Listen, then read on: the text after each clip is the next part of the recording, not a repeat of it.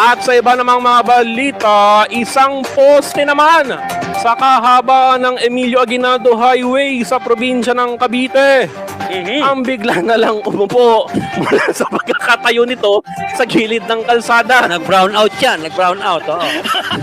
Ani ng poste, patuloy yung sipon ko. On the spot mo, may sipon ko dito. Natuloy yung mga sipon. Oh. Sabi ni Sky, napagod daw. Sige, continue, Kenneth. Ani ng poste ay mahigit 24.48 hours na umano siyang nakaduty Yung tagal na nung duty niya. sa pag-aalalay ng mga kable ng kuryente. Kaya ganun na lamang ang ngalay niya sa kanyang trabaho. Oo.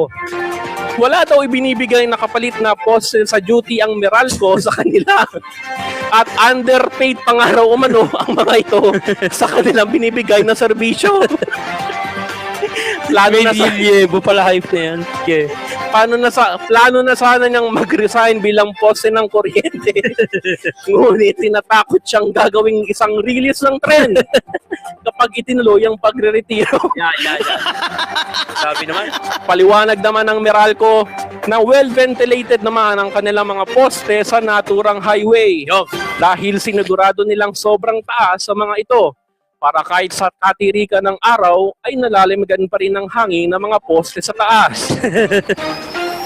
Inaasikaso na rin umano nila ang mga benefits na hinihingi ng mga poste. Benefits. No? Take pa ako. Tulad ng SSS, Okay. Pag-ibig at PhilHealth. Ba? Meron pa. Kaya wala nang magiging problema sa mga ito. Okay. Pansamantalang pinagpahinga muna ang nasabing poste at pinalitan muna sa duty ng kanyang karelyebo sa trabaho. Yo. Hoy, nako.